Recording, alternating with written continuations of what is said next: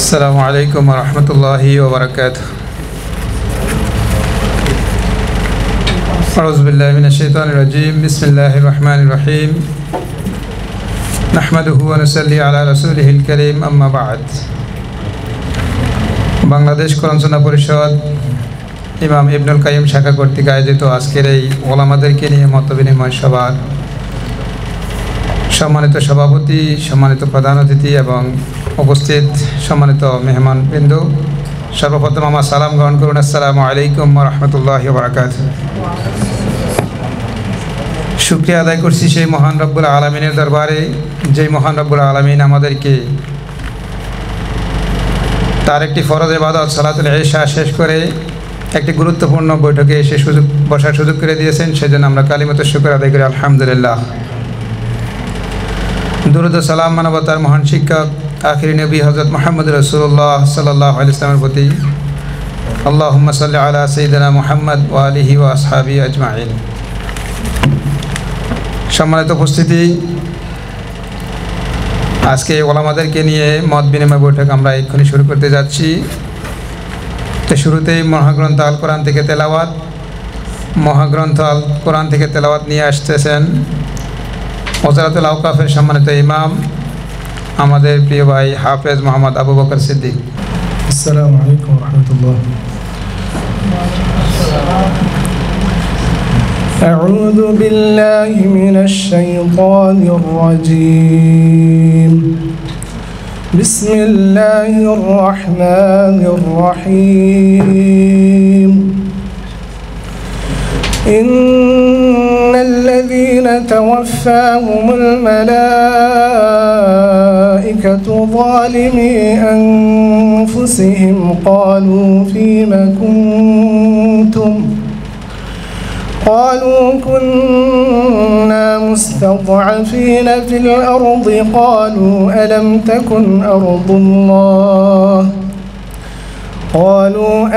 تكن أرض الله واسعة فتهاجروا فيها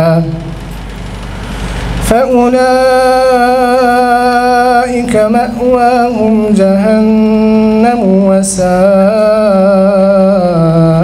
مصيرا. إلا المستضعفين من الرجال والنساء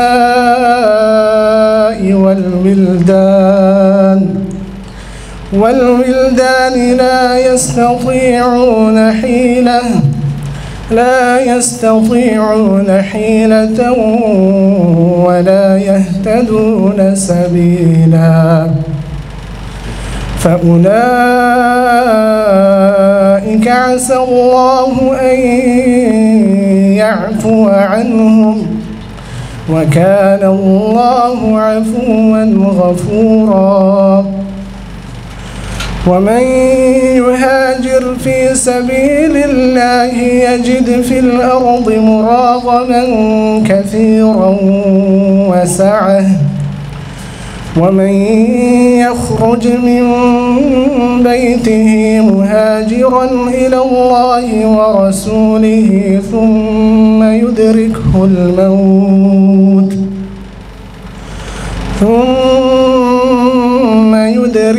الموت فقد وقع أجره على الله وكان الله غفورا رحيما.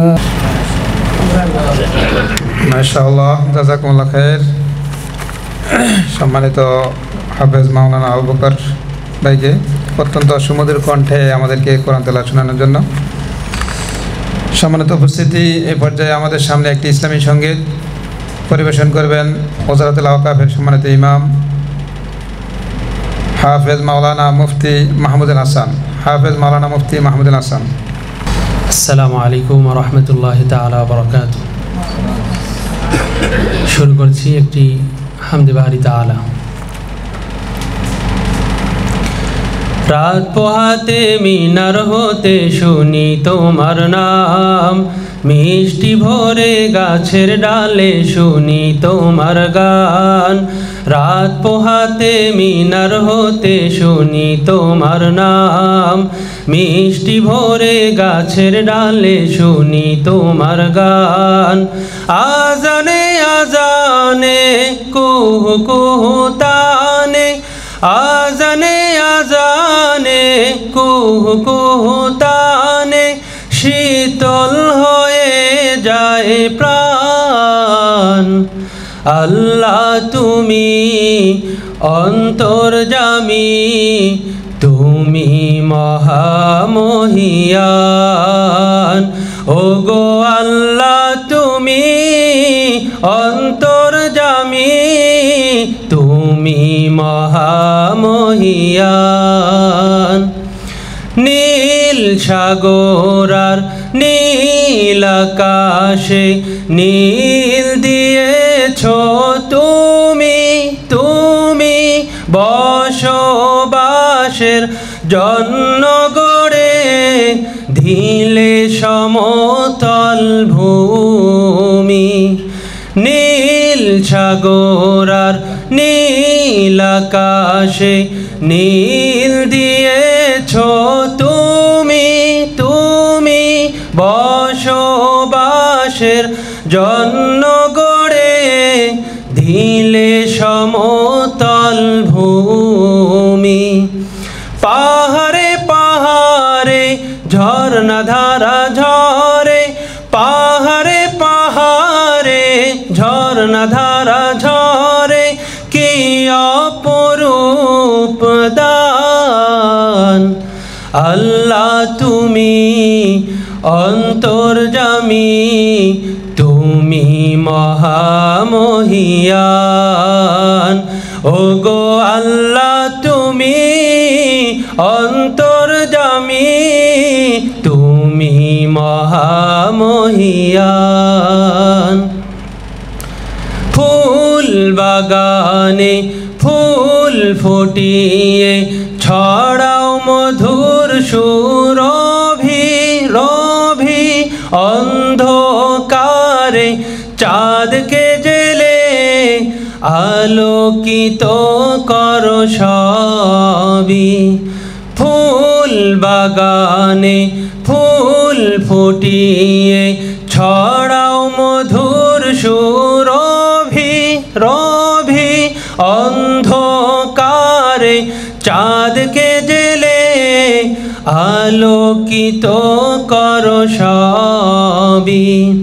জোনাকি দলে দলে এলোমেলো উড়ে, জোনাকি দলে দলে এলোমেলো উড়ে, গায়ে তোমারি জয়গান।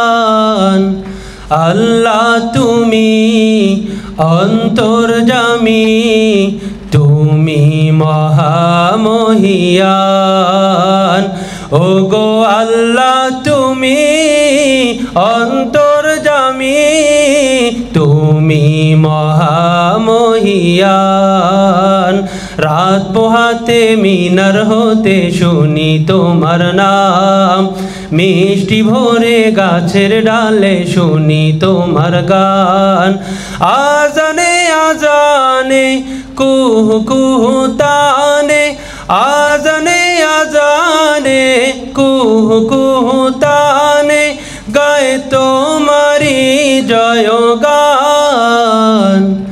আল্লাহ তুমি অন্তর্যামী, তুমি মহামহিয়ান।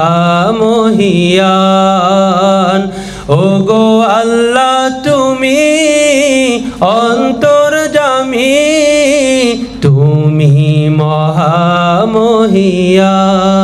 সালাম। মারহাবা। অত্যন্ত সুন্দর সুললিত কণ্ঠে আমাদেরকে ইসলামী সঙ্গীত হামদে বারি তাআলা শোনানোর জন্য সম্মানিত উপস্থিতি। এই পর্যায়ে আমরা আমাদের কেন্দ্রীয় মেহমান থেকে আলোচনা শুনব।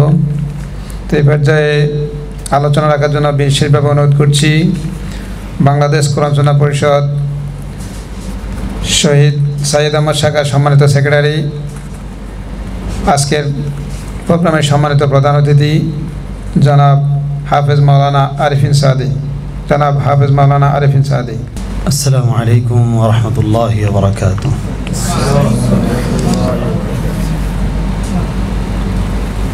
الحمد لله حمد الشاكرين، وأشهد أن لا إله إلا الله وحده لا شريك له، وأشهد أن محمدا عبده ورسوله المبعوث رحمة للعالمين وعلى آله وأصحابه أجمعين. أما بعد، فأعوذ بالله من الشيطان الرجيم. بسم الله الرحمن الرحيم. ثم أورثنا الكتاب الذين اصطفينا من عبادنا فمنهم ظالم لنفسه ومنهم مقتصد ومنهم سابق بالخيرات بإذن الله ذلك هو الفضل الكبير. বাংলাদেশ কোরআন সুন্নাহ পরিষদ কাতার ইবনুল কাইয়ুম শাখা কর্তৃক আয়োজিত আজকে ওলামা ইকরামের সম্মানে আয়োজিত এই ওলামা সমাবেশে উপস্থিত ইবনুল কাইয়ুম শাখার সম্মানিত সভাপতি এবং আমার প্রিয় ওলামা ইকরাম সকলকে অন্তরের অন্তঃস্থল থেকে আন্তরিক শুভেচ্ছা ও মোবারকবাদ জানাচ্ছি। রব্বুল আলামিনের দরবারে লক্ষ কোটি শুকরিয়া আদায় করছি যে মহান রব্বুল আলামিন আমাদেরকে এশার নামাজ জামাতের সাথে আদায় করার পর উলামা ইকরামের দায়িত্ব ও কর্তব্যকে সামনে রেখে কিছু আলোচনা করা বা কিছু আলোচনা শোনার জন্য একত্রিত হওয়ার তৌফিক দান করেছেন। এজন্য আমরা সকলে অন্তরের অন্তঃস্থল থেকে কায়মন বাক্যে হৃদয়ের সমস্ত ভালোবাসাকে উজাড় করে দিয়ে আল্লাহ তাআলার দরবারে শুকরিয়া পেশ করছি। সকলে বলছি আলহামদুলিল্লাহ। লক্ষ কোটি দরুদ ও সালাম পেশ করছি বিশ্ব মানবতার মুক্তির দূত, বিশ্বনবী, বিশ্বনেতা, মানবতার শিক্ষক আহমদ মুস্তফা মুহাম্মদ মুজতাবা মুহাম্মদ ইবনে আবদুল্লাহ আলাইহিস সালাত ওয়া আতাম্মুত তাসলিম। আমরা সকলে দরুদ পড়ে নিতে পারি। আল্লাহুম্মা সাল্লি ওয়া সাল্লিম ওয়া আনইম ওয়া বারিক আলা মুহাম্মদ ওয়া আলা আলিহি ওয়া আসহাবিহি আজমাইন। সম্মানিত ভাইয়েরা, আমি আপনাদের সম্মুখে সূরা ফাতিরের একটি আয়াতে কারিমা তেলাওয়াত করেছি। যে আয়াতের তর্জমা হচ্ছে এই, আল্লাহ তাআলা বলছেন যে অতঃপর আমি এই কিতাবটি দান করলাম আমার বান্দাদের মধ্য থেকে যাদেরকে আমি নির্বাচন করেছি। এরপর একদল হয়ে গেল নিজের প্রতি অন্যায়কারী, আর এক দল মধ্যপন্থী, আর এক দল সমূহ কল্যাণের দিকে প্রতিযোগিতামূলকভাবে এগিয়ে যাওয়ার ক্ষেত্রে অগ্রগামী। আর যারা অগ্রগামী হতে পারল, এটা তার নিজের কোনো কৃতিত্ব নয়, বরং যালিকা হুয়াল ফদলুল কবির, এটা আল্লাহ তাআলার এক মহা করুণা। সম্মানিত ভাইয়েরা, এই আয়াতের আলোকে আমি আপনাদের সম্মুখে কিছু কথা বলার চেষ্টা করব, অথবা এটাকে যদি আমি আরেকটু ভালো করে বলি, সেটা হলো আপনাদের সাথে কিছু মত বিনিময় করার চেষ্টা করব ইনশাআল্লাহ তাআলা। এখানে এমন কোনো কিছু আমি নতুন নিয়ে আসতে পারবো না যেটা আপনাদের ইলমের বাহিরে। সব কিছু কোরআন এবং হাদিসের মধ্য থেকেই নিয়ে আসব। এজন্যই আমি বলছি যে এটা হলো মত বিনিময়। তো আসলে আজকে এই যে বাংলাদেশ কোরআন সুন্নাহ পরিষদ একটি সমাবেশের আয়োজন করেছে উলামা ইকরামের সম্মানে, আসলে এই সমাবেশটা এমন এক দল ব্যক্তিত্বদেরকে নিয়ে করা হচ্ছে, যারা হলেন এই পৃথিবীর মধ্যে আল্লাহ তাআলার তাওহীদের সাক্ষ্য প্রদানকারী ব্যক্তিত্বদের মধ্যে অন্যতম। সুবহানাল্লাহ।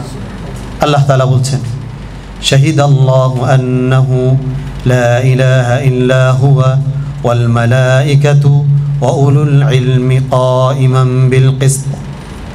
আল্লাহ তাআলা স্বয়ং নিজের একত্ববাদের ব্যাপারে সাক্ষী দিচ্ছেন। দ্বিতীয়ত সাক্ষী দিচ্ছেন হলো ফেরেশতারা, আর তৃতীয় সাক্ষী কারা? ওয়া উলুল ইলম, আহলে ইলমগণ। সুতরাং আজকের এই সমাবেশ আল্লাহর তাওহীদের সাক্ষ্য প্রদানকারীদের শ্রেষ্ঠ ব্যক্তিদেরকে নিয়ে আয়োজিত। আজকের এই আয়োজনটি এমন এক দল উলামায়ে কেরামকে নিয়ে আয়োজন করা হয়েছে যাদের সম্মানকে আল্লাহ তাআলা স্বয়ং বৃদ্ধি করে দিবেন, উঁচু করে দিবেন, এই গ্যারান্টি এবং এই জিম্মাদারি স্বয়ং আল্লাহ তাআলা নিয়েছেন। সুবহানাল্লাহ।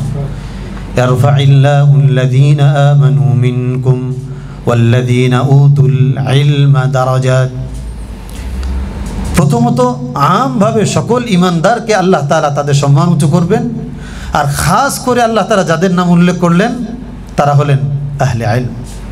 সেই আহলে ইলমদেরকে নিয়ে আজকের এই বৈঠক, এটা অত্যন্ত বরকতপূর্ণ এবং মর্যাদাপূর্ণ একটি বৈঠক। আজকের এই বৈঠকটি, আজকের এই সমাবেশটি এমন এক দল শাখসিয়াতকে নিয়ে পরিচালিত হচ্ছে যাদের আনুগত্যের বিষয়টি আল্লাহ তাআলা তার এবং তার রাসূলের পরেই রেখে দিয়েছেন। সুবহানাল্লাহ। ইয়া আইয়ুহাল্লাযীনা আমানু আতিউল্লাহ ওয়া আতিউর রাসূলা ওয়া উলিল আমরি মিনকুম। হে ঈমানের দাবিদাররা, তোমরা আল্লাহর আনুগত্য করো, রাসূলের আনুগত্য করো, এরপরে কাদের? ওয়া উলিল আমরি মিনকুম। এর অনেকগুলো ব্যাখ্যার মধ্যে একটি ব্যাখ্যা হলো আহলে ইলমদের আনুগত্য করো, যতক্ষণ পর্যন্ত সে তার ইলমের গণ্ডির মধ্যে থেকে জাতিকে দিক নির্দেশনা দিবে ততক্ষণ পর্যন্ত তার আনুগত্য করা তেমনই ফরজ যেমনভাবে আল্লাহ ও তার রাসূলের আনুগত্য করা ফরজ। সুবহানাল্লাহ। প্রিয় ভাইরা, সুতরাং আজকে আমরা এখানে যারা একত্রিত হয়েছি, আমরা আসলে সাধারণ কোনো ব্যক্তিত্ব নয়। হতে পারে যে আমরা নিজেদের জায়গা থেকে নিজেদেরকে অনেক ছোট ভাবতে পারি, কারণ এটা আমাদের রাসূলের শিক্ষা। প্রিয় নবী সাল্লাল্লাহু আলাইহি ওয়াসাল্লাম নিজেই দোয়া করতেন, আল্লাহুম্মা জাআলনি ফি আইনি সগীরা ওয়াজআলনি ফি আ'য়ুনিন নাসি কাবীরা। হে আল্লাহ, তুমি আমাকে আমার দৃষ্টিতে ছোট বানিয়ে দাও, আমি যেন নিজেকে ছোট করে দেখতে পারি, আর মানুষের দৃষ্টিতে, লোকের দৃষ্টিতে আমাকে বড় করে দাও। সুবহানাল্লাহ। প্রিয় ভাইরা, তো আমরা নিজেদের জায়গা থেকে হয়তো নিজেদেরকে ছোট করে দেখতে পারি এই হাদিসের আলোকে, কিন্তু কোরআন হাদিস আমাদের যে মর্যাদা দিয়েছে, এই মর্যাদা আসলে অনেক তাৎপর্যপূর্ণ এবং অনেক গৌরবপূর্ণ। শুধু এতটুকুই নয়, উলামায়ে কেরাম তারা হলেন জাতির জন্য এক একটি আলোকবর্তিকা, জাতির জন্য এক একটি আলোকবর্তিকা। এর কারণ কি? এর কারণ হলো আল্লাহ তাআলা এই পৃথিবীতে যেই কিতাবকে আলোকবর্তিকা করে পাঠিয়েছেন, সেই কিতাবের ধারক এবং বাহক হলো এই উলামায়ে কেরাম। আমরা জানি যে কোরআনের অনেকগুলো নামের মধ্যে, অনেকগুলো পরিচয়ের মধ্যে একটি পরিচয় হলো আল্লাহ তাআলা এই কিতাবকে মানব জাতির জন্য আলোকবর্তিকা করে পাঠিয়েছেন। শুধু তাই নয়, বরং উলামায়ে কেরাম হলেন জাতির রূহ, জাতিকে জীবন্ত রাখার জন্য উলামায়ে কেরাম হলেন সবচেয়ে অগ্রগামী ভূমিকা পালন করে থাকে। কারণ কি? কারণ হলো এই কিতাবকে আল্লাহ তাআলা আরও একটি পরিচয় পরিচিত করে দিচ্ছেন, ওয়াকাযালিকা আওহাইনা ইলাইকা রূহাম মিন আমরিনা হে রাসূল, আমি আপনার প্রতি রূহ নাজিল করেছি। এর বিভিন্ন ব্যাখ্যার মধ্যে থেকে একটি ব্যাখ্যা হলো, যেমন জিবরিল আলাইহিস সালামকে রূহ বলা হয়, ঠিক একইভাবে এই কিতাবকেও রূহ বলা হয়। কারণ এই কিতাব যে মরা জীবনগুলো, মরা দেহগুলো রয়েছে, মরা আত্মাগুলো রয়েছে, মৃত আত্মা, এই মৃত আত্মাগুলোকে জীবন্ত করে তোলে। সেই কিতাবকে যারা বহন করছে, ধারণ করছে, তারাই আজকে এই সমাবেশের বিশিষ্ট মেহমান হিসেবে আপনারা উপস্থিত হয়েছেন।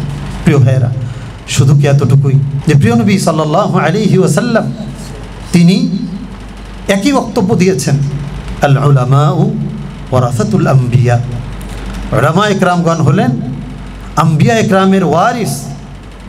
আমি যে আয়াতটি তেলাওয়াত করেছি, এই আয়াতেও আল্লাহ তাআলা একই বক্তব্য তুলে ধরেছেন, সুম্মা আওরাসনাল কিতাবাল্লাযীনা ইসতাফাইনা মিন ইবাদিনা। এর আগের আয়াতে আল্লাহ তাআলা কি বললেন?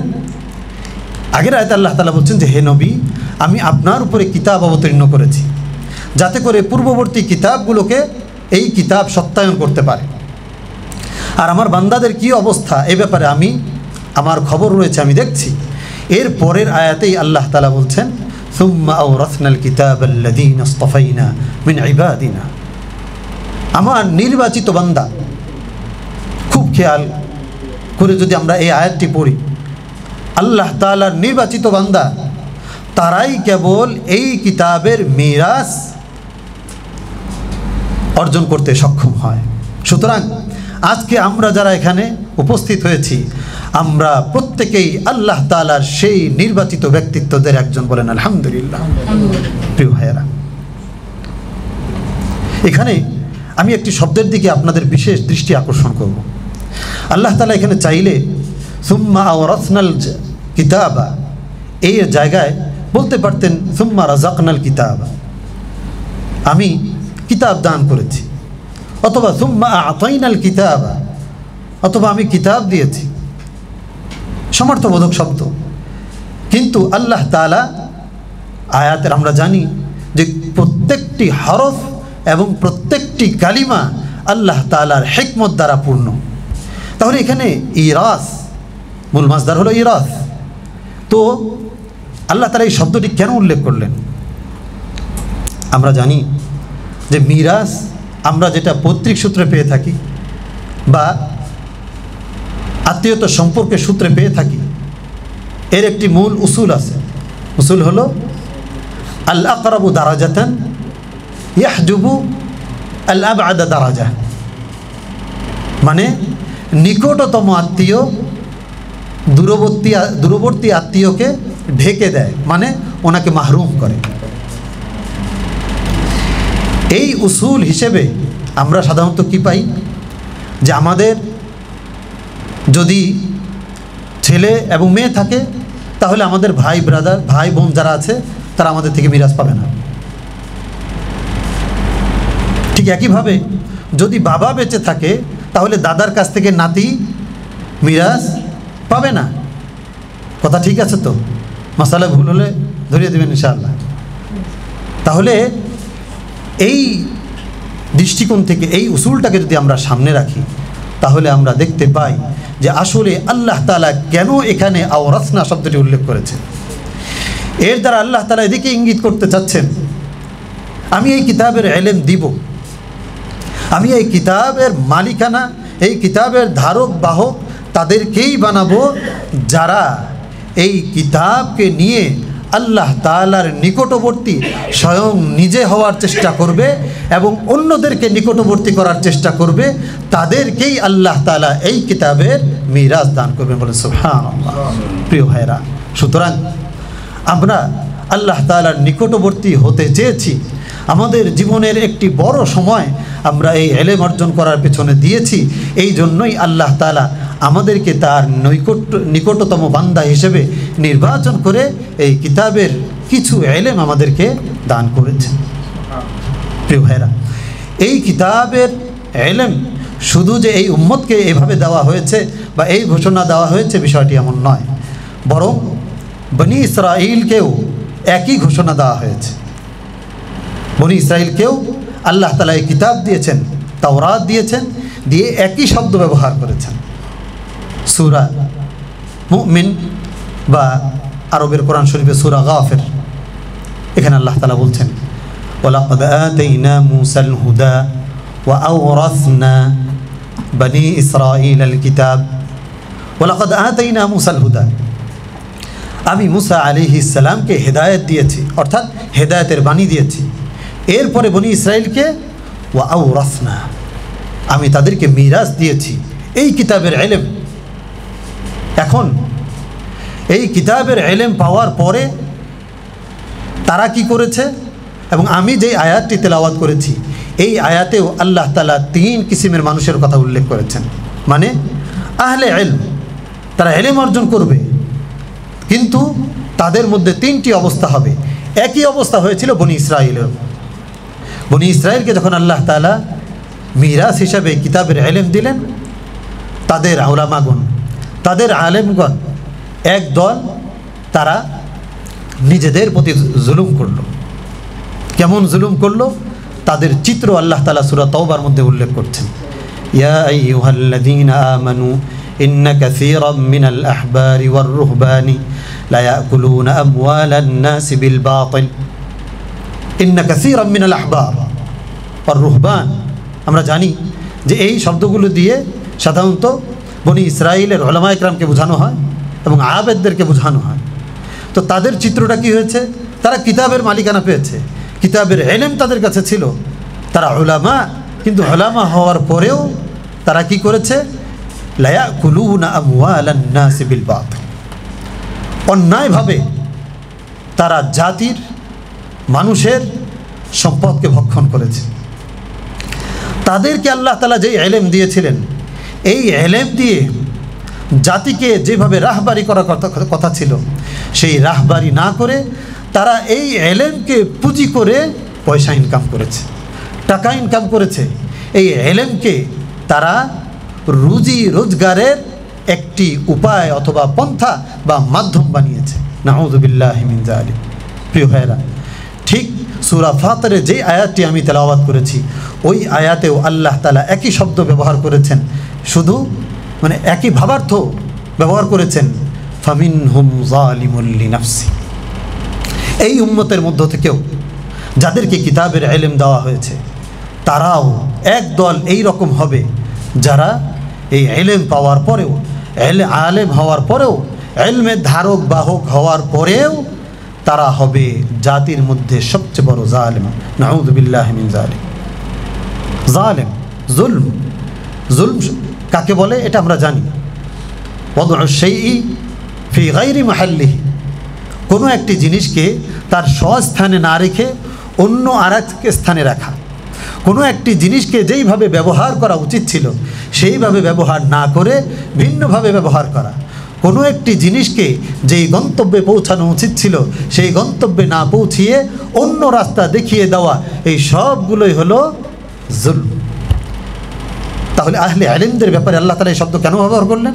কারণ হলো অনেক আহলে ইলম আছে যাদেরকে আল্লাহ তাআলা অগাধ ইলম দান করেছেন, যাদেরকে আল্লাহ তাআলা কিতাব বুঝার অনেক যোগ্যতা দিয়েছেন, যারা অনেক ডিগ্রি অর্জন করতে সক্ষম হয়েছেন আল্লাহ তাআলার করুণায়। আল্লাহ তাআলা তাদেরকে নির্বাচন করেছেন তাই, কিন্তু এই ইলম তারা শুধুই রুটি রুজির জন্য মাধ্যম হিসেবে ব্যবহার করছে, অথবা এই ইলম দিয়ে যেই জাতির রাহবারি করার কথা ছিল, জাতির কাছে তাবলীগ করার কথা ছিল, জাতির কাছে দাওয়াত পৌঁছানোর কথা ছিল, তাদেরকে কোরআনের কাছাকাছি নিয়ে আসার কথা ছিল, তাদেরকে কোরআন শেখানোর কথা ছিল, তাদেরকে কোরআন অনুযায়ী জিন্দেগি গড়ানোর উদ্দেশ্যে নসিহা করার কথা ছিল, সেটা না করে তারা কি করেছে, তারা এই ইলমকে নিজের বক্ষের মধ্যে সযত্নে রেখে দিয়ে শুধু অল্প কিছু খেদমত করে আত্মতৃপ্তি ভোগ করেছিল, আত্মতৃপ্তি নিয়ে তারা বসেছিল। তাদেরকেই আল্লাহ তাআলা এই আয়াতে বলছেন ফামিনহুম যালিমুল লিনাফসি। প্রিয় ভাইরা, আমি এই তাফসীরটি আপনাদের সামনে পেশ করছি তাফসীর মাআরিফুল কোরআন থেকে এবং তাফসীর রাজি থেকে। আপনারা এই আয়াতের ব্যাখ্যাটা সেখান থেকে দেখে নিতে পারেন যে আসলে কতটা আহলে ইলমকে ইঙ্গিত করে এই আয়াতে আল্লাহ তাআলা উল্লেখ করছেন। প্রিয় ভাইরা, বনি ইসরাঈলের আলেম আহলে ইলম তারা নিজেদের প্রতি যেই জুলুমগুলো করেছিল, এই জুলুম করতে করতে এক পর্যায়ে জাতিকে এমন একটি পর্যায়ে নিয়ে গিয়েছিল যে তারা জাতির কাছে সঠিক জ্ঞান পেশ করা তো দূরের কথা, বরং তাদের প্রয়োজনীয় জ্ঞানটা পর্যন্ত তাদেরকে দিত না। কেন দিত না? যাতে করে তারা উঠতে বসতে তাদের কাছে আসতে পারে এবং তাদের কাছ থেকে তারা সঠিকটাকে লুকিয়ে বেঠিকটা পেশ করতে পারে। তাদেরকে বলতো যে এই কিতাব পড়ার দরকার নেই, তোমাদের যত প্রয়োজন চলে আসো আমার কাছে, আমাদের কাছে। এরপরে তারা কি করত? তারা হালালকে হারাম বানিয়ে পেশ করত আর হারামকে হালাল বানিয়ে পেশ করত। এবং তারা জাতিকে এমন একটি পর্যায়ে নিয়ে গিয়েছিল যে জাতি তাদেরকেই রব হিসাবে মানতে শুরু করেছিল। নাউযুবিল্লাহ। ইত্তাখাযু আহবারাহুম ওয়া রুহবানাহুম আরবাবান মিন দুনিল্লাহ। আল্লাহকে বাদ দিয়ে এই উলামায়ে কেরামকে, এই আহলে ইলমকেই তারা রব হিসাবে গ্রহণ করেছিল। নাউযুবিল্লাহ। প্রিয় ভাইয়েরা, আজকে আমাদের জাতির মধ্যেও অনেক আহলে ইলম রয়েছেন যারা জাতির কাছে ইলম তো পৌঁছাচ্ছেন নাই, যারা জাতিকে কোরআন পড়ার জন্য উদ্বুদ্ধ করছেন না, শেখাচ্ছেন না, এমনকি কোরআনের যেই তর্জমা এবং তাফসিরগুলো খুব সহজে বোঝা যায় সেগুলো পর্যন্ত তাদেরকে পড়তে উদ্বুদ্ধ করছেন না। কোরআনে আমরা জানি অনেক বিষয়ে আলোচনা করা হয়েছে, তার মধ্যে জান্নাত এবং জাহান্নামের আলোচনাগুলো তো সহজ, এটা শুধু তর্জমা পড়লেই বোঝা যায়। মাওয়াইযা যেগুলো রয়েছে এগুলো পড়লেই বোঝা যায়। আম্বিয়া ইকরামের যে ঘটনাগুলো রয়েছে, যেগুলোতে আম্বিয়া ইকরামের সাথে তার কওমের যারা তারা কি আখলাক প্রদর্শন করেছিল সেগুলো তুলে ধরা হয়েছে। আমরা যদি উম্মতকে এইভাবে উৎসাহিত করতে পারি যে আপনার কোরআনের তর্জমা পড়ুন, কোরআনের তাফসির পড়ুন, আর যেটা পারবেন না, যেটা বুঝবেন না, সেটার জন্য ফাসআলু আহলা যিকর, উলামায়ে কেরামের শরণাপন্ন হন, তাহলেই এই কোরআনের ইলম বিতরণ করার ক্ষেত্রে একটি ভারসাম্য আমাদের সমাজের মধ্যে প্রতিষ্ঠিত হবে।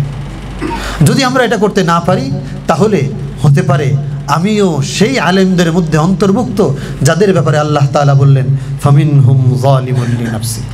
আমি হয়তো বনি ইসরাইলের সেই আলেমদের অন্তর্ভুক্ত হয়ে যাব যাদের ব্যাপারে আল্লাহ তাআলা বললেন ইন্না কাসীরাম মিনাল আহবারি ওয়ার রুহবানি লা ইয়াকুলুনা আমওয়ালান নাসি বিল বাতিল। সম্মানিত ভাইরা, এর পরবর্তীতে আল্লাহ তাআলা বললেন আরেক একদল উলামায়ে কেরামের কথা। তারা কারা? অমিনহুম মুকতাসিদ, মধ্যপন্থী। মুফাসসিরিন কেরামগণ বলছেন মধ্যপন্থী উলামায়ে কেরাম বলতে কাদেরকে বোঝানো হয়েছে? এখানে আসলে উদ্দেশ্য করা হয়েছে হলো ওই উলামায়ে কেরাম, ওই আহলে ইলম যাকে আল্লাহ তাআলা অঢেল ইলম দান করেছেন, যিনি ইলমকে ধারণ করে নিয়ে বসে আছেন, নিজে আমল করছেন, নিজে সকাল সন্ধ্যা আজকার পড়ছেন, নিজে কিতাব মোতালা করছেন, কিতাবের পর কিতাব মোতালা করছেন, ইলমের পর ইলম অর্জন করছেন, এক ওস্তাদ থেকে আরেক ওস্তাদের কাছে তিনি ইলম শিখছেন, কিন্তু সেই ইলমগুলো থেকে নিজে উপকৃত হতে পারছেন না এবং জাতিকে উপকৃত করতে পারছেন না। এর একটি উদাহরণ স্বয়ং রাসূলুল্লাহ সাল্লাল্লাহু আলাইহি ওয়াসাল্লাম হাদিসে পেশ করেছেন, মাসালু মা বাআসানি আল্লাহু মিনাল হুদা ওয়াল ইলম। আমাকে যে ইলম এবং হেদায়েত দিয়ে পাঠানো হয়েছে এর উদাহরণ হলো আকাশ থেকে বর্ষিত বৃষ্টির মতো। এই বৃষ্টির পানি একটি জমিনে পড়েছে, যেই জমি ওই পানির মূল্যও বুঝেনি, ওই পানিকে ধারণও করেনি। আরেকটি অংশ যে ওই পানিকে ধারণ করেছে কিন্তু নিজে কোনো ফায়দা হাসিল করতে পারেনি, হয়তো অন্যরা উপকৃত হয়েছে। আর তৃতীয় হলো ওই জমিন, যেই জমিন নিজে পানি ধারণ করেছে, নিজে উপকৃত হয়েছে এবং সেখান থেকে ফল ফসল উৎপাদিত হয়েছে এবং তার মাধ্যমে সমস্ত প্রাণী জগৎ উপকৃত হয়েছে।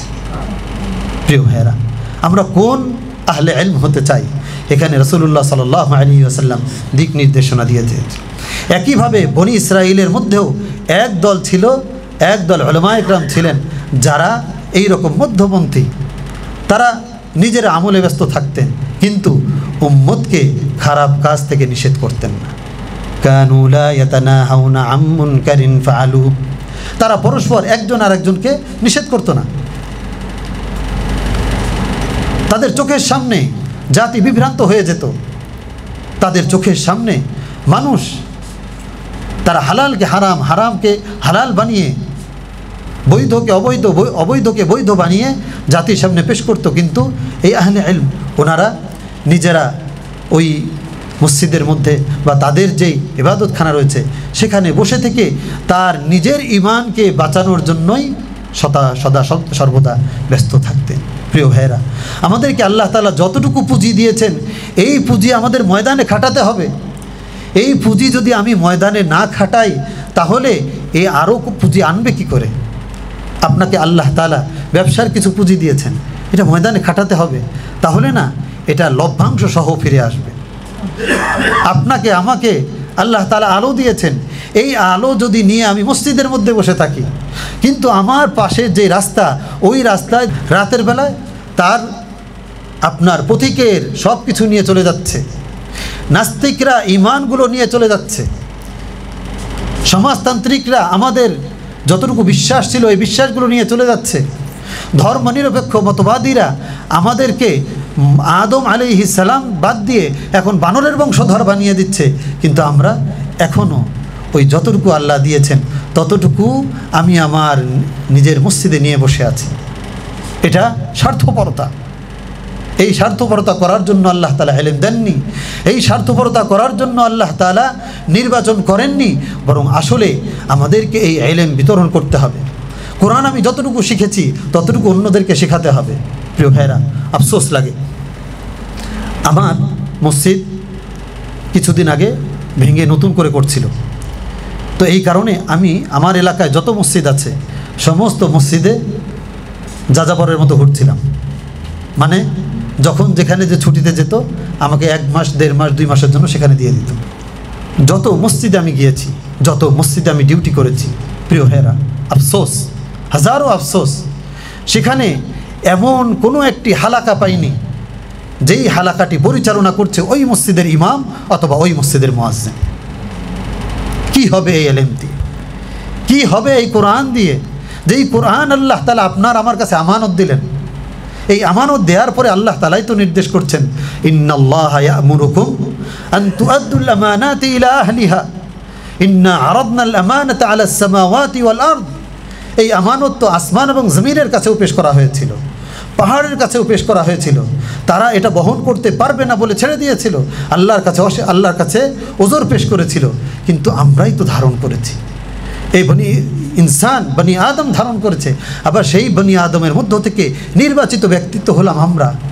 সেই কোরআনকে নিয়ে যদি আমি আমার সিনার মধ্যে নিয়ে বসে থাকি, আমার মসজিদে কমসে কম 2-3টা মানুষকে নিয়ে যদি একটা হালাকা তৈরি করতে না পারি, যদি তাদেরকে এই কোরআন আমি ফ্রি বিনিময় বিনা পারিশ্রমিকে আমি যদি না শেখাতে পারি, তাহলে আমি কাল কিয়ামতের দিন আল্লাহ তাআলা যখন আমার ইলম সম্পর্কে জিজ্ঞেস করবেন, যখন এই নিয়ামত সম্পর্কে জিজ্ঞেস করবেন, আমি কি উত্তর দেব? সুম্মা লাতুসআলুন্না ইয়াওমাইযিন আনিন নাঈম। সেদিন আল্লাহ তাআলা এই কোরআনের নিয়ামত সম্পর্কে যখন জিজ্ঞেস করবে, আমি কি উত্তর দেব? আমি মসজিদে ইমামতি করছি, ইমামতির বিনিময়ে আমি একটি বেতন পাচ্ছি। আমি মাদ্রাসায় শিক্ষকতা করছি, তাহফিজে পড়াচ্ছি, এর বিনিময়ে আমি একটা বেতন পাচ্ছি। এখানে হয়তো আমার ইখলাস আছে, কিন্তু এরপরেও একটা বিনিময় তো এখানে আছে। কিন্তু এর বাহিরে গিয়ে আমি কি বিনিময় ছাড়া আজ পর্যন্ত একজন ভাইকে কোরআন পড়াতে পেরেছি? এমন একজন ভাই যে নামাজে ভুল নামাজ পড়তো, তাকে কি আমি দাঁড়িয়ে শিখিয়েছি? তাকে কি নামাজের সূরাগুলো আমি শেখাতে পেরেছি? যদি এমন না হয়, আমি অনেক যেই মসজিদগুলোতে ডিউটি করেছি, অনেক ভাইয়েরা, আমি তাদের সাধারণ ভাইদের সাথে কথা বলেছি, তারা বলছে যে ভাই, আমাদের ইমাম সাহেব বা আমাদের মুয়াজ্জিন সাহেব, ভাই উনি আজানটা দিয়ে রুমে চলে যান, আবার একামতের 2 মিনিট আগে সোজা এসে মাইকের সামনে দাঁড়ান, আপনার যখন অ্যালার্ম দেয় একামত দিয়ে নামাজ পড়ান, আবার সোজা ঢুকে যান। আমাদের মুয়াজ্জিন সাহেবের সাথে, আমাদের ইমাম সাহেবের সাথে আমরা বিগত 6 মাসে কোনো একটি কথা বিনিময় করতে পারি। কত বড় আফসোসের কথা।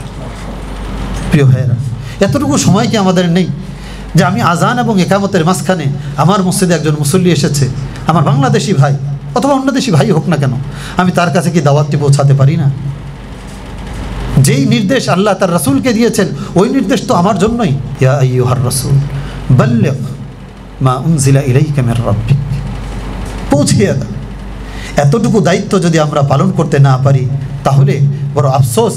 তাহলে যেভাবে আল্লাহ তাআলা বনি ইসরাইলের আলেমদের ব্যাপারে অভিসম্পাত করেছেন, একইভাবে আমাদের জন্য অভিসম্পাত অপেক্ষা করছেন। আউযু বিল্লাহি মিন যালিক।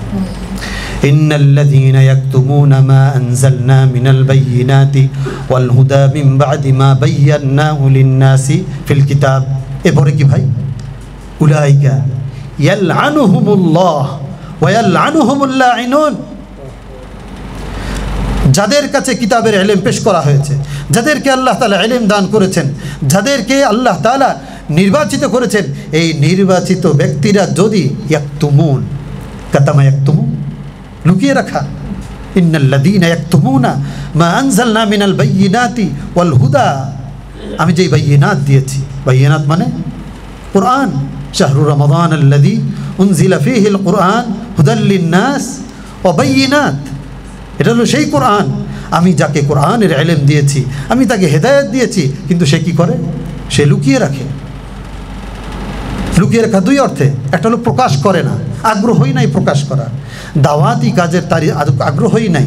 এমন যদি হয় তারাও কিন্তু কিতমানুন ইলমের গুনাহগার হবে, এটা নিশ্চিত।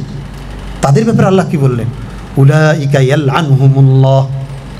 কত কঠিন ধমকি এই আহলে ইলমদের জন্য, আমার জন্য হতে পারে, আপনার জন্য হতে পারে। প্রিয় ভাইরা, আজকে আত্মসমালোচনা করা দরকার। উলাইকা ইয়ালআনুহুমুল্লাহ, আল্লাহ তাআলা অভিসম্পাত করছেন, আল্লাহ তাআলা লানত করছেন। আর কে আপনাকে বাঁচাবে? কে আমাকে বাঁচাবে? প্রিয় ভাইরা, যেই জিনিস যত সুস্বাদু, যত দামি, ওই জিনিস নষ্ট হলে ততটাই দুর্গন্ধ বের হয়। পোলাও খুব সুগন্ধ বের হয় না, খেতেও মজা ভুনাগোস্ত দিয়ে, কিন্তু এই পোলাও যখন পচে তখন সবচেয়ে বাজে গন্ধ বের হয়। ঠিক একইভাবে একজন আলেম, একজন আহলে ইলমের যদি এই অধপতন হয়, তাহলে তার পতনটা এইভাবে আল্লাহ তাআলা প্রকাশ করছেন, উলাইকা ইয়ালআনুহুমুল্লাহ। শুধু যে আল্লাহ অভিসম্পাত করেন বিষয়টি এমন নয়, ওয়ায়ালআনুহুমুল লাঈনুন, এবং সমস্ত অভিসম্পাতকারীরা তার জন্য অভিসম্পাত করতে থাকে। কারা এরা? এরা হলো পৃথিবীর সমস্ত মাখলুকাত। তালিবুল ইলমের জন্য যেমন আসমান এবং জমিনের সমস্ত মখলুকগুলো দোয়া করে, ঠিক একইভাবে এই তালিবুল ইলম, এই আহলে ইলম যখন তার সঠিক দায়িত্ব থেকে পিছপা হয়ে যায়, তখন তার ব্যাপারেও আল্লাহ তাআলার সমস্ত মখলুকগুলো একইভাবে বদদোয়া করে। নাউযু বিল্লাহি মিন যালিক। প্রিয় ভাইয়েরা, তৃতীয়ত আল্লাহ তাআলা যেই দলের কথা উল্লেখ করলেন তারা হলো অমিনহুম সাবিকুম বিল খায়রাতি বিইذনিল্লাহ। আরেক দল রয়েছে যাদেরকে আল্লাহ তাআলা নির্বাচন করেছিলেন, যাদেরকে আল্লাহ তাআলা কিতাবের ইলম দিয়েছেন মিরাস স্বরূপ। তারা কি করে? সাবিকুম বিল খায়রাতি বিইذনিল্লাহ, আল্লাহর নির্দেশে তারা যত ধরনের কল্যাণকর কাজ রয়েছে, সমস্ত কল্যাণকর কাজে ওই আলেমকে পাওয়া যায়। সমস্ত কল্যাণকর কাজে ওই আলেমকে পাওয়া যায়। একজন রোগী ব্যক্তিকে দেখতে যেতে হবে, সেই আলেম আগে। একজন বিপদগ্রস্ত ব্যক্তির কাছে যেতে হবে, সেই ব্যক্তি আগে। জাতির অর্থনৈতিক সমস্যা থেকে বের করে নিয়ে আসতে হবে, সেই আলেম আগে। জাতিকে রাজনৈতিক সংকট থেকে বের করে নিয়ে আসতে হবে, সেই আলেমই আগে। সে কোনো কাজে নিজেকে পিছপা করে না। না ভাই, এখন রাজনৈতিক কোনো কিছুতে যাওয়া যাবে না, সময় ভালো না। রাসূল যখন দাওয়াতি কাজ করেছেন তখন সময়টা ভালো ছিল না ভাই? তখন কি সময় ভালো ছিল? কত নির্যাতন, কত নিষ্পেষণ সহ্য করেছেন রাসূলুল্লাহ সাল্লাল্লাহু আলাইহি ওয়াসাল্লাম, কত গালি শুনেছেন। রাসূলের গালিগুলো আমরা যখন পড়ি, রাসূলকে যে গালিগুলো দেওয়া হয়েছে, আমাদের পড়লে মনে হয় যেন সাধারণ একটা বিষয়, যে ইন্নাকা লামাজনুন, তুমি তো পাগল। তা আমাদেরকেও তো অনেকে বলে, এটা কোনো বিষয় না। কিন্তু আপনি যদি প্রেক্ষাপটটা একটু খেয়াল করেন, 1 থেকে 40 বছর বয়স পর্যন্ত যেই নবী সকলের কাছে ছিলেন আল আমিন, 1 থেকে 40 বছর বয়স পর্যন্ত যিনি ছিলেন কুরাইশের চোখের মধ্যমণি, যিনি ছিলেন তাদের সরতাজ, যার কাছে তাদের সমস্ত আমানতগুলো রাখত, সেই ব্যক্তি যখন শুধু হকের দাওয়াত দিলেন, তাওহীদের দাওয়াত দিলেন, রিসালাতের দাওয়াত দিলেন, মূর্তি পূজা থেকে বের হয়ে আসতে বললেন, তখন এমন সম্মানিত ব্যক্তিকে যখন পাগল বলা হয়, এর থেকে অপমানজনক শব্দ কি আর ব্যবহার করা লাগে? এখানে যিনি আমির আছেন, ওনাকে অপমান করার জন্য আপনাকে কি দারোগার মতো লাঠি দিয়ে পেটাতে হবে? না, ওনাকে শুধু এতটুকু বলবেন, আপনার কথাবার্তা পাগলের মতো। ওনাকে অপমান করার জন্য, ওনাকে আকাশ থেকে নিচে ফেলে দেওয়ার জন্য এতটুকুই যথেষ্ট। সেই নবীকে যখন এভাবে অপমান করা হয়, তার সময়টা কি খুব ভালো ছিল? না। তাহলে আপনি আমি কোন সময়ের অপেক্ষা করছি? আজকে জাতিকে কোন দিকে নিয়ে যাওয়া হচ্ছে? আজকে আমাদের কোমলমতি শিশুগুলোকে, তাদেরকে শিক্ষা ব্যবস্থা এমন অধপতন করা হয়েছে যে আর কিছুদিন যাওয়ার পরে তারা যে কোত্থেকে এসেছে, তাদের পরিচয় কি, তারা নিজের পরিচয় পর্যন্ত ভুলে যাবে। আমাদের অর্থনৈতিক অবস্থা এখন আস্তে আস্তে এমন পর্যায়ে চলে যাচ্ছে, ইসলামী অর্থনীতি বলতে একটি সময় আসবে যখন মানুষ জানবেই না। আমাদের রাজনৈতিক অবস্থা, এটা তো আপনাদের সকলের কাছে স্পষ্ট। তাহলে জাতিকে এই ধরনের অকল্যাণ থেকে, এই ধরনের বিপদ থেকে কারা বের করে নিয়ে আসবে? কাদেরকে আল্লাহ তাআলা জাতির জন্য আলোকবর্তিকা করে পাঠিয়েছেন? কাদেরকে আল্লাহ তাআলা নবীর মিরাজ দিয়েছেন? এরা হলো তারাই যারা হলো আহলে ইলম। তাই আমাদেরকে সেভাবেই এগিয়ে যেতে হবে যেভাবে বনি ইসরাইলের একদল আলেমের প্রশংসা করে আল্লাহ তাআলা বলছেন তারা এভাবে এগিয়েছিল। লাইসু সাওয়া মিন আহলিল কিতাবি, একদল আহলে কিতাব ছিল, উম্মাতুন কাইমা, যারা সদা নিজে প্রতিষ্ঠিত ছিল, আল্লাহর বিধান নিয়ে সে দাঁড়িয়ে থাকতো, নিজের ভেতরে আল্লাহর বিধান ছিল। এরপরে কি করতো? ইয়াতলুনা আয়াতিল্লাহি আনা আল-লাইল, রাত দিন আল্লাহর কিতাব তেলাওয়াত করতো, এটা ব্যক্তিগত আমল। অহুম ইয়াসজুদুন, এবং ইবাদত করতো। এখানে শেষ না, এরপরে আয়াতে ইউমিনুনা বিল্লাহি ওয়াল ইয়াউমিল আখির, ঈমানকে আরও তাজা করতো। এরপর ওয়ায়ামুরুনা বিল মা'রুফি ওয়া ইয়ানহাউনা আনিল মুনকার, এরপরে তারা সমাজে বেরিয়ে যেত, সমাজের মানুষগুলোকে তারা ভালো কাজের আদেশ করত এবং খারাপ কাজ থেকে নিষেধ করত। প্রিয় ভাইয়েরা, এদের প্রশংসা করে আল্লাহ তাআলা বলছেন ওয়া উলাইকা মিনাস সালিহিন। প্রিয় ভাইয়েরা, তাই আসুন আমার আলোচ্য আয়াতে আমি যে বিষয়টি আপনাদের সামনে তুলে ধরার চেষ্টা করেছি, প্রিয় ভাইয়েরা, এখানে আপনাদেরকে বলা আমার মোটেও উদ্দেশ্য নয়, বরং এটা আমি আমার নিজেকে বলেছি এবং আমি শুরুতেই বলেছি, আপনাদের সাথে আমি মত বিনিময় করেছি। আসলেও কি আমরা আসলে সাবিকুম বিল খায়রাত, নাকি মুকতাসিদ, নাকি জালিম লিনাফসি? এটা ভাবতে হবে। যদি আমরা এভাবে প্রতিদিন আত্মসমালোচনা করতে পারি, আসেন প্রতিদিন 5টা মিনিট আত্মসমালোচনা করি। একজন আহলে ইলমের আত্মসমালোচনা অত্যন্ত গুরুত্বপূর্ণ, একটা জাতির রাহবারির জন্য অত্যন্ত গুরুত্বপূর্ণ। এভাবে আমরা যদি আত্মসমালোচনা করতে পারি, তাহলে হতে পারে আমার যেই মসজিদটি, এই মসজিদটি অত্র এলাকার যত বাংলাদেশি ভাই আছে, সমস্ত বাংলাদেশি ভাইদের জন্য তাদের ঈমান রক্ষা করার একটি দুর্গ হয়ে যাবে। আমার কাছে আসলে একজন বাংলাদেশি ভাই, সে কোনো না কোনো বিষয় শিখতে পারবে, সে কোরআনের ধারক বাহক হতে পারবে, কোরআন শিখতে পারবে। এইভাবে যদি আমরা আমাদের এই জাতিকে এখান থেকে যদি আমরা গড়তে পারি, তাদের চরিত্রগুলোকে আমরা যদি গঠন করতে পারি, তাহলে এরাই তো একসময় বাংলাদেশে যাবে, এদের পরিবারগুলোই তো একসময় গড়ে উঠবে। এইভাবে আমরা আমাদের সমাজকে পরিবর্তন করতে পারি, এইভাবেই কল্যাণকর প্রত্যেকটি কাজে আমরা নিজেদেরকে পেশ করতে পারি। বাংলাদেশ কোরআন সুন্নাহ পরিষদ আসলে এই কাজটি, এই লক্ষ্যেই কাজ করে যাচ্ছে। বাংলাদেশ কোরআন সুন্নাহ পরিষদের উদ্দেশ্য ও লক্ষ্য হচ্ছে আল্লাহ তাআলার সন্তুষ্টি অর্জনের লক্ষ্যে প্রবাসী বাংলাদেশিদের মধ্যে ইসলামের প্রচার করা এবং ইসলামের আলোকে তাদের চরিত্র গঠন করা, এবং এরাই যখন বাংলাদেশে যাবে তখন যেন একটি ইসলামী সমাজ ও শান্তির পরিবেশ কায়েম করার ক্ষেত্রে ভূমিকা রাখতে পারে। এটাই কোরআন সুন্নাহ পরিষদের উদ্দেশ্য ও লক্ষ্য। তাই আমার মনে হয় এই লক্ষ্য এবং উদ্দেশ্য আমাদের প্রত্যেকটি আহলে ইলমের হওয়া উচিত, যে আমার দ্বারা আমি যা করব আল্লাহর জন্য, এবং আমি মানুষের মাঝে দিন প্রচার করব। বিশেষ করে এখানে আমার প্ল্যাটফর্ম হলো প্রবাসী বাংলাদেশি। এই প্রবাসী বাংলাদেশি আমার মসজিদের চারিপাশে যারা আছে, একজনও আমার দাওয়াতি টার্গেটের বাইরে যেতে পারবে না। প্রত্যেককে আমি নিজে দাওয়াত দিয়ে উঠাবো। যদি তারা ফজরের নামাজে না আসে, আমি তাদের দরজায় মেরে তাদেরকে আমি ঘুম থেকে উঠাবো। এইভাবে আমি যদি নিজে 2-3 দিন যাই, তাহলে দেখবেন যে এরপরে তারা নিজেরাই মসজিদের লজ্জায় চলে আসবে। প্রিয় ভাইয়েরা, তাই আসুন আমরা নিজেদেরকে রাসূলুল্লাহ সাল্লাল্লাহু আলাইহি ওয়াসাল্লামের মতো এবং সাহাবায়ে কেরামের মতো 24 ঘন্টার দাঈ যেন বানাতে পারি। আল্লাহ তাআলা সেই তৌফিক দান করুন। ওমা তৌফিকি ইল্লা বিল্লাহ ওয়া আখিরু দাওয়ানা আলহামদুলিল্লাহি রাব্বিল আলামিন। আসসালামু আলাইকুম ওয়া রাহমাতুল্লাহি ওয়া বারাকাতুহু। জাযাকুমুল্লাহ খায়ের।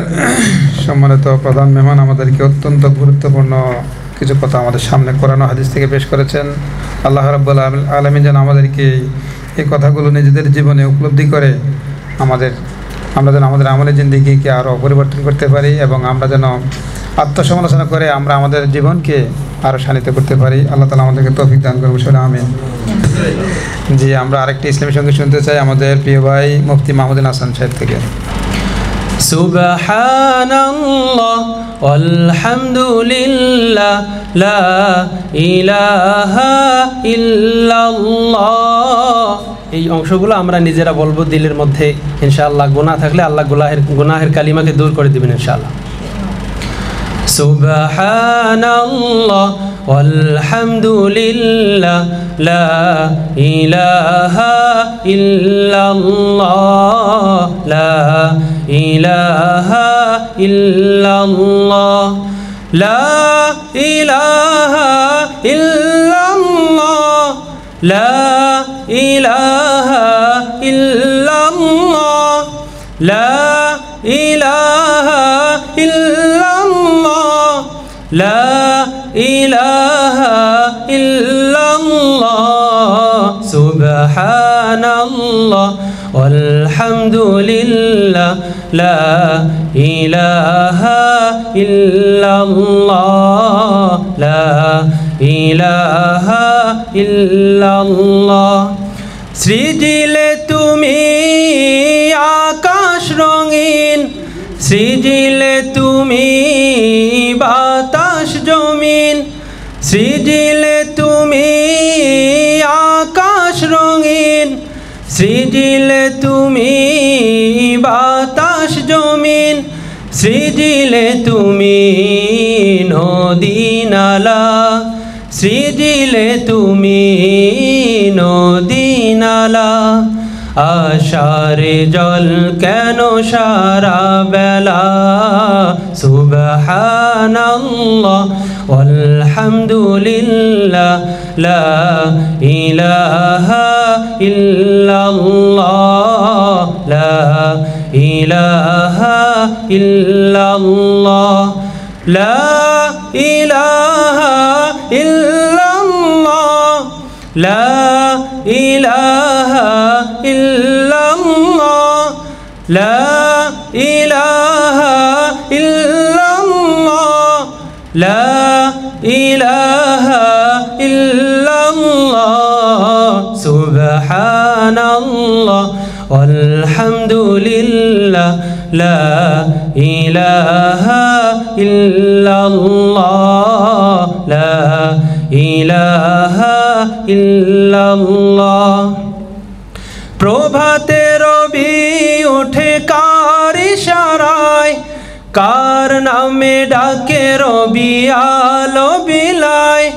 প্রভাতে রবি ওঠে কার ইশারায়, কার নামে ডাকে রবি আলো বিলায়। কার নামে বসন্তে কোকিল ডাকে, কার নামে বসন্তে কোকিল ডাকে। কার নামে গাংসিল ডানায় ভাসে, সুবহানাল্লাহ আলহামদুলিল্লাহ লা ইলাহা ইল্লাল্লাহ লা ইলাহা ইল্লাল্লাহ লা ইলাহা ইল্লাল্লাহ লা ইলাহা ইল্লাল্লাহ লা ইলাহা ইল্লাল্লাহ লা ইলাহা ইল্লাল্লাহ সুবহানাল্লাহ আলহামদুলিল্লাহ লা ইলাহা ইল্লাল্লাহ লা ইলাহা ইল্লাল্লাহ। আসসালামু আলাইকুম। মাশাআল্লাহ, মারহাবা। ধন্যবাদ মুফতি মাহমুদুল হাসান ভাইকে। সম্মানিত ওলামায়ে কেরাম, আমরা আলোচনা একদম শেষ পর্যায়ে এসে গেছি। তো এই পর্যায়ে আমাদের সমাপনী বক্তব্য নিয়ে আসছেন আজকের প্রোগ্রামের সম্মানিত সভাপতি, বাংলাদেশ কোরআন সুন্নাহ পরিষদ কেন্দ্রীয় সহকারী সেক্রেটারি জনাব হাফেজ মাওলানা ইউসুফ চৌধুরী। আসসালামু আলাইকুম ওয়া রাহমাতুল্লাহি ওয়া বারাকাতুহু। আলহামদুলিল্লাহ ওয়া কাফা ওয়াস সালাতু ওয়াস সালামু আলান নবিয়্যিল মুস্তাফা ওয়াল হাবিবিল মুজতাবা, আম্মা বা'দ। বাংলাদেশ কোরআন সুন্নাহ পরিষদ ইমাম ইবনুল কাইয়িম শাহ কর্তৃক আয়োজিত আজকের উলামা সমাবেশে উপস্থিত এই শাখার সম্মানিত দায়িত্বশীলবৃন্দ, আজকের প্রধান অতিথিবৃন্দ, যাদেরকে উদ্দেশ্য করে, যে সকল মেহমানবৃন্দদেরকে উদ্দেশ্য করে আজকের এই আয়োজন করা হয়েছে, এই ধরার উপরে আল্লাহর শ্রেষ্ঠ সৃষ্টি উলামায়ে কেরাম, আলহামদুলিল্লাহ। মূলত এখানে আপনাদেরকে তালিম দেওয়ার জন্য বা নতুন কিছু শেখানোর উদ্দেশ্য নয়, যেটি মুহতারাম আলোচক বলেছেন, এটি হচ্ছে তাযকির, স্মরণ করে দেয়া। ওয়াযাক্কির ফাইন্না যিকরা তানফাউল মুমিনিন। অনেক সময় জানা জিনিস স্মরণ করে দেয়া হলে মনে হয় প্রথমবার শুনছি, আর কার কোথায় কোন সময় আথর পরে এটা বলা যায় না। হযরত ওমর রাদিয়াল্লাহু আনহু জানতেন যে রাসূল সাল্লাল্লাহু আলাইহি সাল্লাম অবশ্যই মৃত্যুবরণ করবেন, এটি তার দৃঢ় বিশ্বাস ছিল। আর যদি কেউ এটা আকীদা পোষণ করে যে রাসূল সাল্লাল্লাহু আলাইহি সাল্লাম মারা যাবেন না, এটি হচ্ছে একটি ভ্রান্ত আকীদা, বরং কুফরি আকীদা পর্যন্ত পৌঁছে যেতে পারে। কুল্লু মান আলাইহা ফান ওয়া ইয়াবকা ওয়াজহু রাব্বিকা যুল জালালি ওয়াল ইকরাম, যে শুধু আল্লাহ তাআলা ছাড়া এই পৃথিবীতে আর কোনো কিছু থাকে না, সবাই মরণশীল, সবাই মারা যাবে। এটি হযরত ওমর রাদিয়াল্লাহু আনহু জানতেন, কিন্তু কেমন জানি তিনি ভুলে গেলেন যখন রাসূল সাল্লাল্লাহু আলাইহি সাল্লাম মারা গিয়েছিলেন। হযরত আবু বকর রাদিয়াল্লাহু আনহু যখন এসে এই আয়াতটি তিলাওয়াত করলেন, ওমা মুহাম্মাদুন ইল্লা রাসূলুন ক্বাদ খালাত মিন ক্বাবলিহির রুসুল আফা ইন মাতা আও কুতিলা ইনকালাবতুম আলা আকাবিকুম। হযরত ওমর রাদিয়াল্লাহু আনহু বলেন যে তখন মনে হলো এই আয়াতটা আমি মাত্র শুনলাম। এটাই হচ্ছে ওয়াযাক্কির ফাইন্না যিকরা তানফাউল মুমিনিন, জানা জিনিস। এটা হযরত ওমর রাদিয়াল্লাহু আনহু তিনি জানেন যে মহানবী সাল্লাল্লাহু আলাইহি ওয়াসাল্লাম অবশ্যই ইন্তেকাল করবেন, কিন্তু এই সময়ে এই আয়াতটি তিলাওয়াত করার কারণে হযরত ওমর রাদিয়াল্লাহু আনহু তিনি ঘোষণা করেছিলেন যে যদি কেউ বলে যে রাসূল সাল্লাল্লাহু আলাইহি ওয়াসাল্লাম মারা গিয়েছেন, আমি তার গর্দান উড়িয়ে দিব, তার তলোয়ারি দিয়ে আমি তার সিদ্ধান্ত নিব। কিন্তু এই আয়াত যখনই তিলাওয়াত করা হয়েছে, জানা জিনিস তার স্মরণ হয়ে গেছে, নতুন জিনিস তিনি শিখেন নাই, বরং ওয়াযাক্কির, স্মরণ করানো হয়েছে, তার স্মরণ হয়ে গেছে। তো আজকের এই পুরা আমাদের আয়োজনটি মূলত স্মরণ করে দেয়া। এসব জিনিস আপনারা পড়েছেন, জানেন, বুঝেন, শুধু স্মরণ করে দেয়া। হতে পারে স্মৃতির একটু পিছনে চলে গেছে, ফাইলটি একটু পুরাতন হয়ে গেছে, নতুন করে এটা আবার স্মরণ করে দেয়া। আজকের এই আয়োজন করেছে বাংলাদেশ কোরআন সুন্নাহ পরিষদের 13টি শাখার মধ্যে একটি শাখা, ইমাম ইবনুল কাইয়িম শাখা। আপনারা বিভিন্ন সময় আমাদের কেন্দ্রীয় বিভিন্ন উলামা সমাবেশে গিয়েছেন, যেটা কেন্দ্রীয়ভাবে আমরা আয়োজন করে থাকি।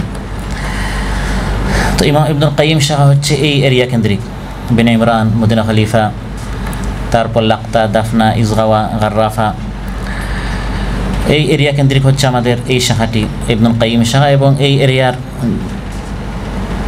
আমাদের পরিচিত কিছু উলামায়ে কেরামদেরকে নিয়ে আজকের এই আয়োজন। এবং শুধু উলামায়ে কেরামদেরকে নিয়ে যে কোরআন সুন্নাহ পরিষদ কাজ করছে তেমন নয়, আলহামদুলিল্লাহ।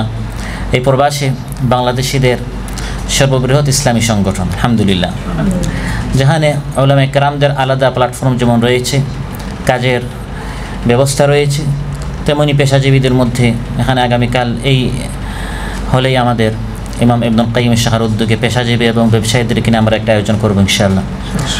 তারপর ছাত্রদেরকে নিয়ে আছে, কোরআন সুন্নাহ পরিষদের ছাত্রী বিভাগ আছে, মহিলা বিভাগ আছে, শিল্পীদের আলাদা একটি বিভাগ আছে। এভাবে বেশ কয়টা বিভাগ রয়েছে। এবং সবচেয়ে বড় আমাদের যে প্ল্যাটফর্ম, সেটা হচ্ছে সাধারণ ভাইদেরকে নিয়ে বিভিন্ন ক্যাম্পে, বিভিন্ন রুমে আমরা যাই এবং ভাইদেরকে নিয়ে আমরা দিনের কাজ করি। বাংলাদেশ কোরআন সুন্নাহ পরিষদ নতুন কোনো কাজ করে না, বরং আল্লাহ প্রদত্ত, রাসূল সাল্লাল্লাহু আলাইহি সাল্লাম প্রদর্শিত যে সুন্নাত, যে কাজ দেয়া হয়েছে আমাদের কাঁধে, যে কাজটি দেয়া হয়েছে সেই কাজটি আমরা আঞ্জাম দেওয়ার চেষ্টা করি। সেটি হচ্ছে দাওয়াতি কাজ এবং দাওয়াতি কাজ করার পর যারা আমাদের দাওয়াতে সাড়া দেয় তাদেরকে দিন শেখানো, তালিমের কাজ আমরা করে থাকি। বিশেষ করে দাওয়াতি কাজ, এখানে প্রায় রেকর্ড এবং আনরেকর্ড 5 লক্ষাধিক বাংলাদেশি এই কাতারে প্রবাসী রয়েছেন। এখনও আমরা সবার কাছে পৌঁছতে পারি নাই, বরং সীমিত কিছু ভাইদের মধ্যে আমরা যেতে পেরেছি। এখনও কয়েক লক্ষ ভাই রয়ে গেছেন যারা এই দিনের দাওয়াত আমরা তাদের নিকট নিয়ে যেতে পারি নাই। বিভিন্ন ক্যাম্পে যখন আমরা যাই, এই বাংলাদেশি ভাইয়েরা কী সকল কাজে তারা ব্যস্ত দেখলে অনেক সময় আমাদেরকে বাংলাদেশি হিসেবে লজ্জিত হতে হয়। তাস নিয়ে, বিভিন্ন এমন খেলাধুলা নিয়ে যেগুলো আখিরাতের কাজে তো আসে না, দুনিয়ার কাজেও আসে না। তো এই সকল পথহার ভাইদেরকে কে সঠিক পথ দেখাবে, কে তাদেরকে শিখাবে, এই বিষয়গুলো স্মরণ করে দেওয়ার উদ্দেশ্যে আজকের এই আয়োজন। বাংলাদেশ কোরআন সুন্নাহ পরিষদ এই সকল ক্যাম্পে যায়, এই সকল ঘরে ঘরে যায়, ভিলায় যায়, রুমে আমরা যাই, গিয়ে গিয়ে ঘুমন্ত এই সকল ভাইদের বিবেকে আমরা নক করার চেষ্টা করি, তাদেরকে জাগ্রত করার আমরা চেষ্টা করি। আমাদের দাওয়াতি কাজের পাশাপাশি তালিমুল কোরআনের ব্যবস্থা রয়েছে। এই হলে আমরা প্রায় আমাদের কোরআন ক্লাস হয়ে থাকে। অনেক ভাইয়েরা আছেন যারা কোরআন একেবারেই পড়েন নাই, একটু বড় হয়েছে, বাবা তাকে কাজে পাঠিয়ে দিয়েছে, আর একটু বড় হয়েছে, বয়স একটু বাড়িয়ে খাতারে পাঠিয়ে দিয়েছে, সাত পড়ে নাই, তা পড়ে নাই, তা পড়ে নাই, আইন পড়ে নাই, অথচ নামাজ পড়ছে। এই সকল ভাইদেরকে তাজউইদ কে শিখাবে, কোরআন কে শিখাবে? এটি হচ্ছে উলামায়ে কেরামদের কাজ, এটি হচ্ছে হুফাজে কেরাম যারা আছেন, কারি যারা রয়েছেন, এটি হচ্ছে আমাদেরই কাজ। তারপরে তালিমুল মাসাইল, এটি হচ্ছে বাংলাদেশ কোরআন সুন্নাহ পরিষদের অন্যতম আরেকটি কাজ। রামাদানের পর রামাদান আমাদের অনেক ভাইয়েরা রোজা রেখেই যাচ্ছে, অথচ হতে পারে একটা রোজা হয় নাই। প্রতিদিন মসজিদে যাচ্ছে, নামাজ পড়ছে, হতে পারে একটা নামাজ হয় নাই, এক রাকাতও হচ্ছে না, এমন সকল মুবতিলাতিস সালাত তারা করেই যাচ্ছে। এই সকল ভাইদেরকে মাসাইল, দ্বীনের মাসাইল, আকীদার মাসাইল, রোজার মাসাইল, এগুলো বাংলাদেশ কোরআন সুন্নাহ পরিষদ শিখিয়ে থাকে। তারপর যারা আমাদের সাথে একমত হন, সে সকল ভাইদেরকে নিয়ে আমরা বিভিন্ন বিষয়ভিত্তিক ক্লাস করে থাকি। উল্লেখযোগ্য হচ্ছে আমাদের কোরআন ক্লাস হয়, তাফসীরের ক্লাস হয়, যেটাকে আমরা পাঠচক্র বলি, আলোচনা চক্র আমাদের হয়, বিভিন্ন বিষয়ভিত্তিক আমাদের ক্লাস হয়, সূরাগুলো নিয়ে আমরা আলোচনা করি এবং উলামায়ে কেরামদেরকে নিয়ে আমরা আলাদা বসে উলামায়ে কেরামদের মাকাম অনুযায়ী, ইলম অনুযায়ী আমরা বিভিন্ন সূরা নিয়ে, বিষয় নিয়ে আমরা আলোচনা করে থাকি।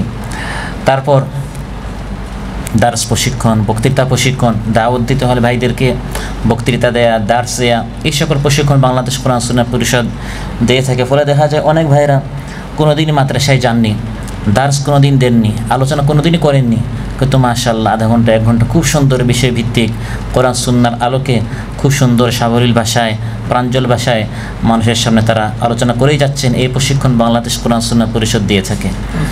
তারপর শৃঙ্খলা শেখানো, যেটা একটু আগে মুহতারাম আলোচক বলেছেন, আমাদের অনেক বদনাম হয় এই প্রবাসে, কারণ বাংলাদেশেরা শৃঙ্খলা মানে না, দেশের আইন ও কানুন মানে না। তাদেরকে এই সকল বিষয়ে তাদেরকে সাবধান করা, তাদেরকে শেখানো, তাদেরকে দিক নির্দেশনা দেওয়া যে এই দেশ আমাদের বাংলাদেশ নয়, 9টার গাড়ি কয়টা আপনার ছাড়ে, এরকম ইচ্ছা মতো চললে হবে না।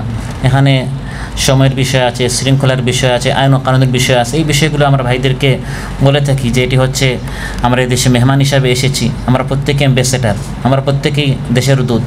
আমার একজনের কারণে যেন গোটা দেশের বদনাম না হয়, বাংলাদেশ কোরআন সুন্নাহ পরিষদ এই সকল বিষয় প্রবাসী বাংলাদেশি ভাইদেরকে শিখিয়ে থাকে। উলামায়ে কেরামদেরকে আল্লাহ তাআলা অনেক কিছু শিখিয়েছেন, এই ইলমটা আল্লাহ তাআলা আমাদেরকে না দিয়ে আরেকজনকে দিতে পারতেন।